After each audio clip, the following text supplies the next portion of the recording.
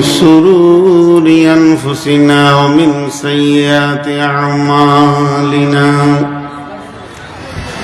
من يهده الله فلا مضل له ومن يضلله فلا هادي له وأشهد أن لا إله إلا الله وحده لا شريك له وأشهد أن محمدا عبده ورسوله الذي أرسله بالحق بشيرا ونذيرا وداعيا إلى الله بإذنه وسراجا منيرا أما بعد فإن خير الحديث كتاب الله وخير الهدي هدي محمد صلى الله عليه وسلم وشر الأمور محدثاتها وكل محدثة بدعة وكل بدعة ضلالة وكل ضلالة في النار فقد قال الله تبارك وتعالى في كلامه المجيد وفرقانه الحميد أعوذ بالله من الشيطان الرجيم يسألونك عن الساعة أيان مرساها فيما أنت من ذكراها إلى ربك منتهاها كأنهم يوم يرونها لم يلبثوا إلا عشية أو ضحاها بسم الله الرحمن الرحيم ويقولون متى هذا الوعد إن كنتم صادقين قل إنما العلم عند الله وإنما أنا نذير مبين بسم الله الرحمن الرحيم وما قدر الله حتى قدره والأرض جميعا قبضته يوم القيامة والسماوات مطوية بيمينه سبحانه وتعالى عما يشركون ونفخ في الصور فصعق من في السماوات ومن في الأرض إلا من شاء الله ثم نفخ فيه أخرى فإذا هم قيام ينظرون ونبي هريرة رضي الله تعالى عنه قال قال رسول الله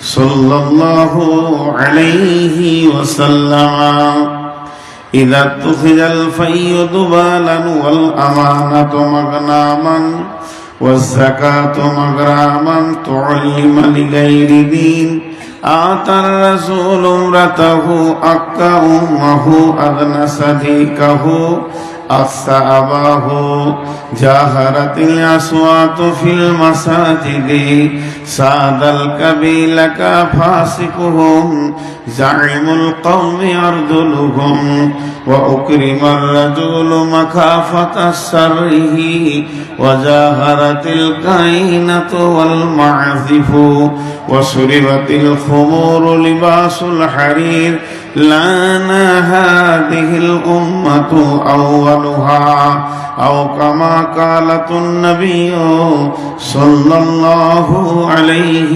وسلم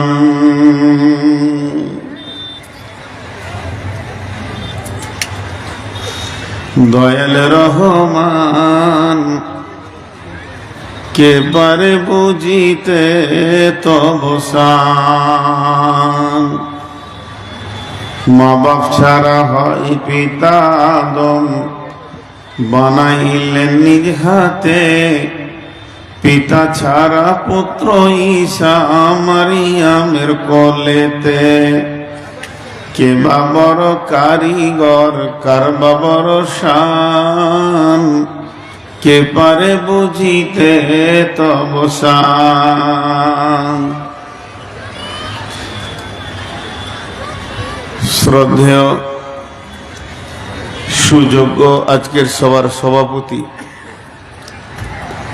উপস্থিত আলেম ওলামা বৃন্দ, সামনে আমার দিনদার ইমানদার মুমিন ভাই সকল এবং পর্দা থেকে শুননেওয়ালি মুমিনা মা ও বোনেরা, প্রশংসা গণগান স্তব স্তুতি ভালোবাসা তকদির হায়াত মত সবকিছুর মালিক আল্লাহ, যে মহান মুনিব আজকে আমাদেরকে 2025 সালে 12 নভেম্বর বৃহস্পতিবার দিবাগত রাত্রিতে উত্তর দিনাজপুর করমদিঘি মহেশপুর গ্রামে জুনিয়র মাদ্রাসা কেন্দ্রিক আয়োজিত মাহফিলে হাজির করেছেন। সেই মুনিবের দরবারে একবার আমরা সকলে শুকরিয়া করি আলহামদুলিল্লাহ। দরুদ ও সালাম বর্ষিত হোক আখিরি পয়গম্বর নবী মুহাম্মদুর রাসূলুল্লাহ সাল্লাল্লাহু আলাইহি সাল্লামের উপর। আল্লাহুম্মা আমিন, আল্লাহুম্মা সাল্লি আলাইহি, আল্লাহুম্মা বারিক আলাইহি। আমি আপনাদের সামনে গ্রন্থ মুকুট আল কোরআন থেকে কয়েকটি আয়াত বিক্ষিপ্তভাবে পড়েছি আর একটা ত্রিমিজি শরীফের হাদিসকে আপনাদের সামনে পেশ করেছি। এই আয়াত আর হাদিসকে সামনে রেখে খুব স্বল্প সময়ে কয়েকটি কথা বলবো, আমার নির্দিষ্ট দেওয়া টাইমে শেষ করব ইনশাআল্লাহ। কিন্তু আপনারা উঠা বসা করবেন না, যেমন বসে আছেন এরকমই থাকেন। শুধু একটা বার বয়সে ছোট হলো আমি ওই লোকগুলোর পা ধরে বলছি যারা দাঁড়িয়ে আছেন বসে যান, যদি খুব খারাপ লাগে তা চলে যান, তাও ভালো, দাঁড়িয়ে থেকেন না। আল্লাহর বান্দা রসুলের উম্মত, আপনাদের হাতগুলো ধরে বলছি বসে যান। এই জিনিসটা কেন মানছেন না? এখন যদি একটা কড়া করে বলি তো মৌলবীদের অভ্যাস খারাপ, কথা নোংরা বলে। জি না ভাই, আল্লাহর গোলাম বসে যান। এই পৃথিবীটা একদিন ধ্বংস হবে, এই পৃথিবীটা একদিন ধ্বংস হবে। আমি গতকালকে একজনের সঙ্গে আলোচনা করতে করতে বলছিলাম, এখন যদি কাউকে জিজ্ঞেস করা হয় তুমি বাপের ক নম্বর ছেলে, মা বোনরাও ধ্যান দিয়ে শুনেন, কেউ বলবে আমি বড়, কেউ বলবে আমি 2 নম্বর, কেউ বলবে আমি ছোট, কেউ বলবে 5 নম্বর। নাম্বার দেবে যে আমি বাপের এত নম্বর সন্তান। তো একজন ফিলোসফার ইসলামী তথ্যবিদলা বলছে তুমি জানলে কি করে যে তুমি বাপের বড় ছেলে? বলে আমরা তো 5 ভাই, আমিই তো বড়। বলে এটা হিসাব ঠিক আছে, দুনিয়াবি হিসাব, কিন্তু বাপের বড়কে ওটা আল্লাহ ছাড়া কেউ জানে না। বলে কেন? একটা পুরুষ সে যখন স্ত্রীর সঙ্গে মিলে তার শরীর থেকে যেটা স্খলন হয়, যে মালটা বের হয়, তাতে 40 থেকে 60 কোটি পোকা বের হয়। তাহলে তুমি কি বুঝলে? তুমি ক নম্বর? তোমার জ্ঞান কি আছে? তো আমরা এখানে যতজন বসে আছি, আমরা নিজেদের একটা হিসাব করে রেখেছি। এখন এই যে চেয়ারে বসা মানুষটা আপনার সঙ্গে কথা বলছে, আপনারা শুনছেন, তো আমার এই দেহের ভিতরে কটা প্রাণ আছে? কটা প্রাণ আছে? বলবে একটা আছে। আজরাইল আসবে, একটা প্রাণ নিয়ে চলে যাবে।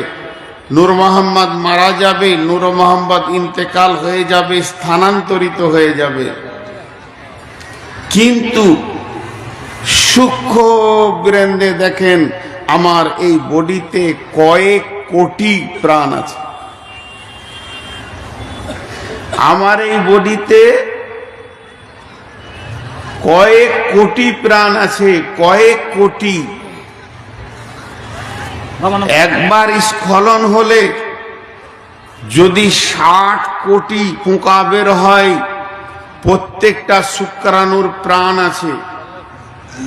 1 গ্রাম রক্তে 17 লক্ষ থেকে 18 লক্ষ শ্বেত কণিকা আছে, লোহিত কণিকা আছে। যে পোকাগুলো রক্তে না থাকলে শরীর মজবুত হয় না। যার পোকা যত শক্তিমান, তার গায়ের শক্তি তত বেশি। ওই পোকাগুলো যদি আবার দুর্বল হয়ে যায়, তা মানুষটা দুর্বল হয়ে